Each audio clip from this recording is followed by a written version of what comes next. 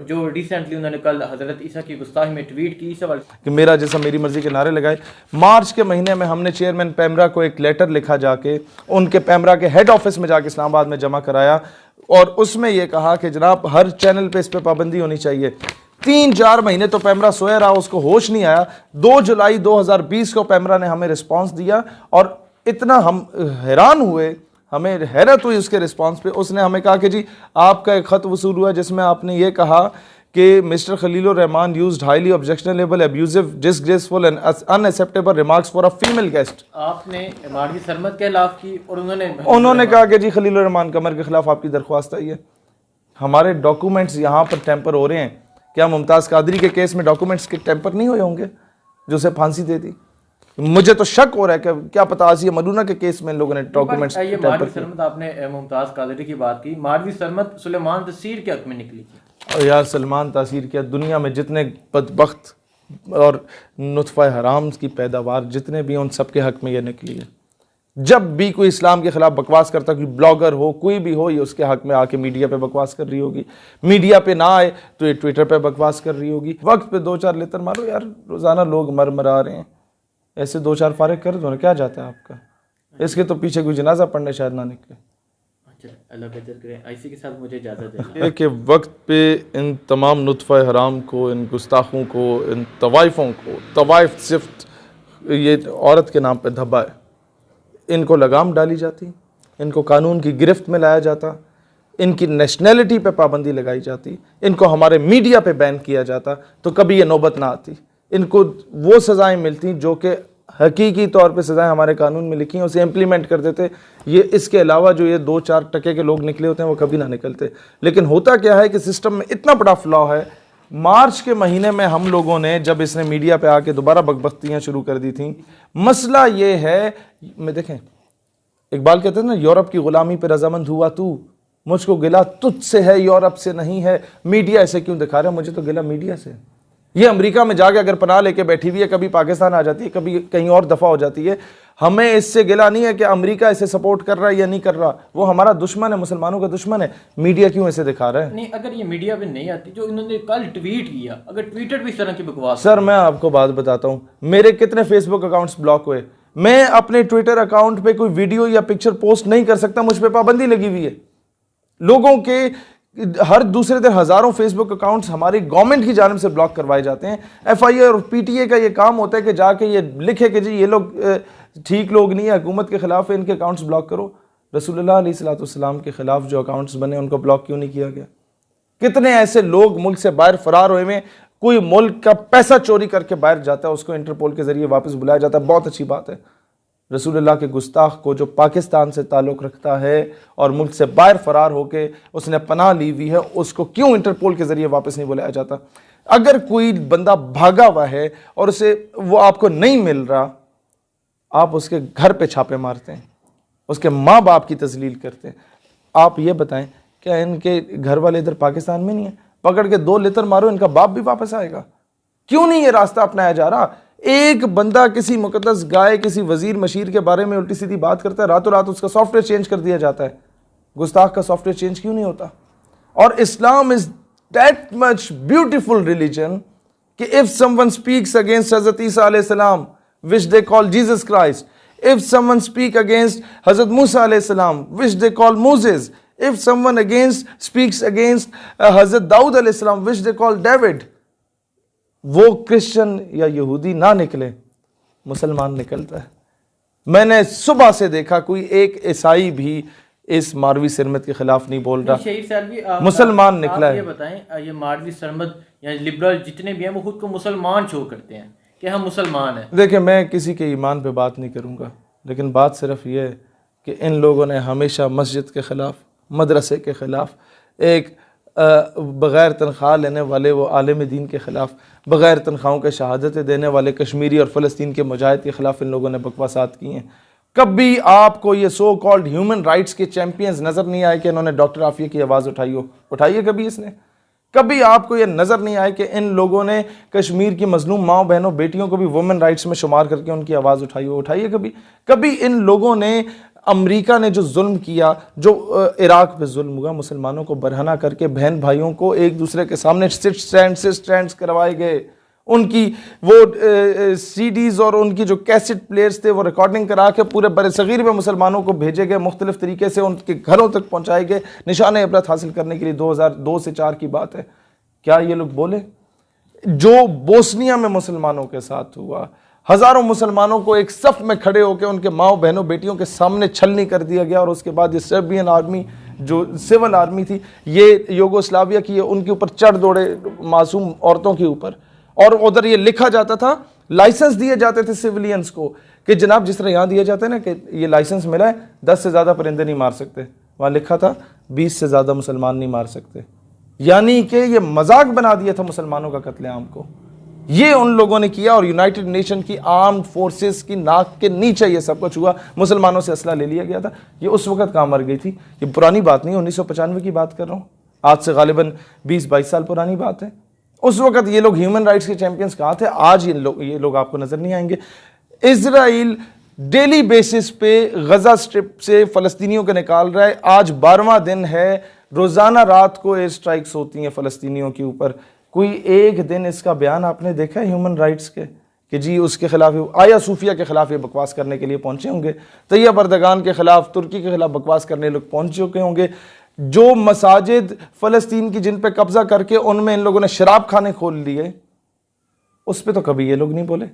ये कैसे human right activist हैं कि जब इन्हें अपना जिस्म बेचना होता है तब इन्हें याद आ जाता है मेरा जिस्म मेरी मर्जी।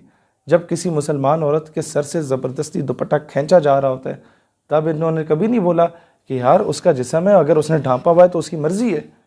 तब इन्हें कभी नहीं ख्याल आया। तो ये 2 टके के ये वो लोग हैं, सही कहता था खलीलुर रहमान कमर कि इनके बदबूदार गलीज़ जिस्म पे कोई थूकने को तैयार नहीं होता। हमारी थूक इनके गलीज़ जिस्म से मुबारक है। इन लोगों का यही हाल है। इन्हें नज़रअंदाज करो, इनके खिलाफ केस करें, एहतजाज नहीं। इससे ये लोग मज़ीद प्रोमोट होते हैं और बाहर ज़ालिम लेके बैठ जाते हैं, इनकी फंडिंग में इजाफा होता है। पूरे पाकिस्तान के वकला से मैं कहता हूँ, अपनी अपनी अदालतों से पूरे पैनल के साथ जाके इनके खिलाफ केस दायर करें, अपने अपनी कचहरियों में, अपने अपने थानों में इनके खिलाफ FIR करवाएं, और इससे ज़बरदस्ती पाकिस्तान वापस इसको, और लिस्ट चाहिए, मैं लिस्ट दूंगा जो जो लोग गुस्ताखियाँ कर रहे हैं पाकिस्तान से बाहर बैठ के, उन्हें इंटरपोल के ज़रिए वापस बुलाया जाए। अगर ये बुलाते हैं तो ठीक है, नहीं बुलाते तो हमें मैदान में निकलना पड़ेगा फिर इंशाअल्लाह ताला इस सारे सिस्टम के खिलाफ जो ये सारे डॉक्यूमेंट्स को टेम्पर करने के लिए बैठा हुआ होता है। ठीक है, जो मारवी सरमंद ने कल ट्वीट की है उसमें हज़रत ईसा की तो गुस्ताखी की है, लेकिन एक इशारा भी दिया उन्होंने। ठीक है, उसके बारे में क्या? मैं ओवरऑल बात करूंगा। जब बात ऐसी मुक़द्दस हस्ती की आ जाती है उसके अलावा फिर हम लोग कोई और टॉपिक डिस्कस करेंगे ही नहीं। पाकिस्तान के इंटरनल मैटर्स हैं, उस पर जब भी किसी बंदे के साथ ज़्यादती होती है सबसे पहले हम लोग बोलते हैं।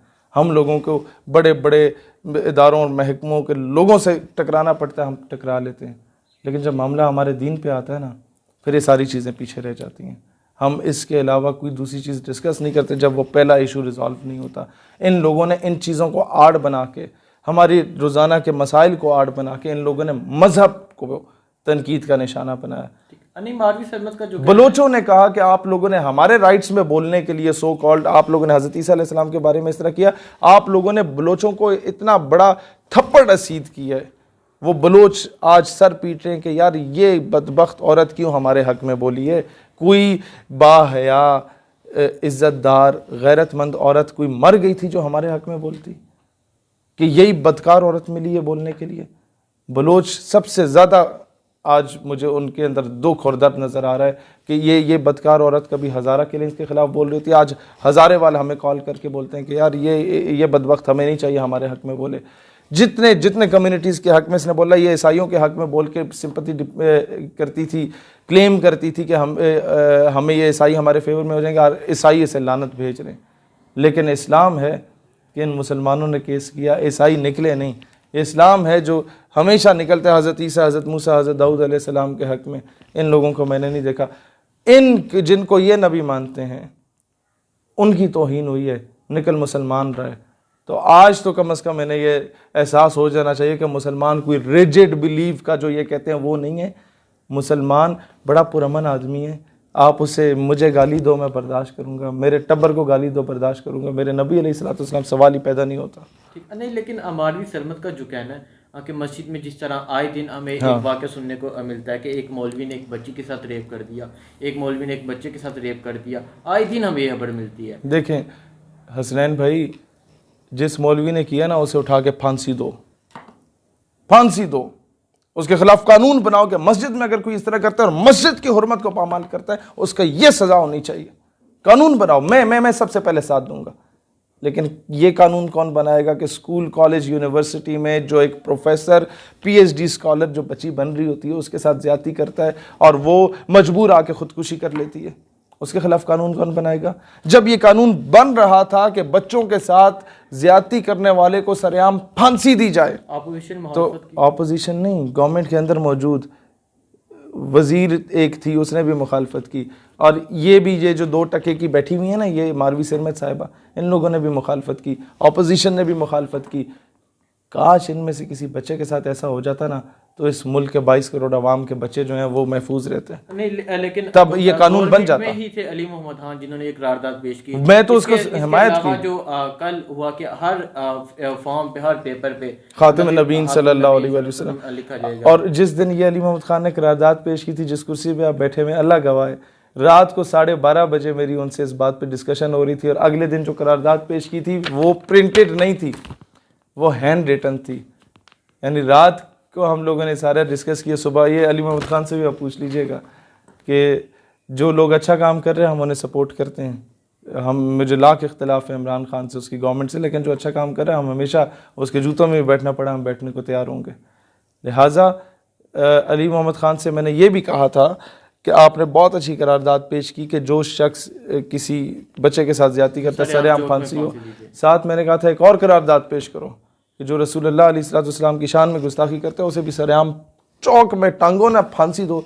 इस मुल्क से सब ये बदबख्तियाँ ख़त्म हो जाएंगी, लिबरलिज्म और ये इसके जितनी औलादें सब ख़त्म हो जाएंगी। आपको कैपिटल पनिशमेंट देनी पड़ेगी। लेकिन देखें जब ये निकलते हैं इनकी बहुत सपोर्ट होती है, ये कहाँ से इतनी सपोर्ट नहीं है सर। मैं आपको जब रिसेंटली इन्होंने मेरा जिस्म मेरी मर्जी का नारा लेके निकले थे तो ये कोई थोड़ी सी तादाद नहीं थी, ये बहुत तादाद थी। मैं आपको बताता हूँ, जब हम लोग निकलते हैं ना किसी अच्छी कॉज के लिए, हमारे ऑडिटोरियम्स कैंसिल हो जाते हैं। हमने जब कहा कि जी मुमताज़ कादरी को हम लोग तमगा जुरत और बहादुरी देंगे आवाम की जानिब से, इन लोगों ने ऑडिटोरियम ब्लॉक कर दिए, पहले ही रोक देते हैं। इन लोगों के लिए तो राह हमवार की जाती है, इनको तो सिक्योरिटी प्रोवाइड की जाती है, इनको तो पूरी मीडिया कवरेज दी जाती है, दुनिया का हर किस्म का मीडिया वहाँ पहुँचा होता है। क्यों निकलने देते हो? जो मुल्क आपके पाकिस्तान की इस्लामिक आइडियोलॉजी के खिलाफ बकवास करते हैं उनको प्रोटेक्शन क्यों दे रहे हो? उनको उठाओ, 2-2 लगाओ, सॉफ्टवेयर चेंज करो। लेकिन मसला ये है कि हमारे मुल्क की जो क्रीम है, जो एलीट है, आधे तो उनके बच्चे यहाँ निकले हुए होते हैं। मैंने तो वो तस्वीरें हमारे सामने आई कि सरकारी गाड़ियों में ये जा रहे थे। फिर किस किस के खिलाफ हम लोग लड़ें? क्या क्या चीज़ें हम लोग करें? कई जगहों पे फिर हमें खामोश रहना पड़ता है अपने मुल्क की खातिर। इसका हल क्या है ये बता दें। बहुत सिंपल सी बात है, जो लोग डायरेक्टली इनडायरेक्टली आपके इदारों, महकमों, गवर्नमेंट में या अपोजिशन में बैठ के इन्हें सपोर्ट कर रहे हैं, नाअहल करार दें, नौकरियों से निकालें। एक बंदा जब गलत किताबें, गुस्ताखाना मवाद जिस पे लिखा हो, कायदे आज़म अल्लामा इकबाल के बारे में गलत चीज़ें जिस किताबों में लिखी हों, उन किताबों को ख़त्म कर देता है। उस राय मंजूर नासिर को तो आप निकाल लेते हैं, जो हक की आवाज़ बुलंद करता है उसे आप रोक देते हैं। आप मुल्क के खिलाफ साजिश करने वालों को क्यों नहीं रोकते? ये मुझे समझ से बालातर है कि जो बंदा हक की आवाज़ उठाए उसको रोक दिया जाता है, जो बंदा रसूलुल्लाह अलैहिस्सलाम की हुर्मत की खातिर मैदान में निकले नामूस रिसालत के दिफा के लिए, उसको गिरफ़्तार कर लेंगे। गुस्ताखा को 1.5 लाख लोग गिरफ़्तार करके इन लोगों ने बाहर भगवा दिया। अब उसने पूरी बुक लिख ली है, उसको मेडल्स दिए जा रहे हैं। किस बेस पे दिए जा रहे हैं कि उसने गुस्ताखी की है? और कौन सा इसने कारनामा सर अंजाम दिया जो बाहर जाके मेडल्स मिल रहे हैं? बाकी जो लोग 80-80 साल जेल में रह के निकले हैं, 40-40 साल रह के निकले हैं, उन्हें क्यों नहीं मेडल्स दिए जा रहे हैं? जो बेगुनाह पकड़े गए उनको क्यों नहीं मेडल्स दिए जा रहे? लेकिन जो पाकिस्तानी कौम है वो मारवी सरमद के इस ट्वीट पे बहुत उन्होंने गुस्से का इजहार किया। पाकिस्तान कौम ने हमेशा ही हक का साथ दिया। पाकिस्तानी कौम ने हक का साथ दिया है। मसला ये है कि हमारे 70 सालों से जो अंग्रेज़ों के कुत्ते नहलाने वाले हैं वो हम पे मुसल्लत हैं इस कौम पे। काश वो लोग भी हक का साथ दे देते तो आज इसे नौबत ही ना आती इस तरह की बात करने की।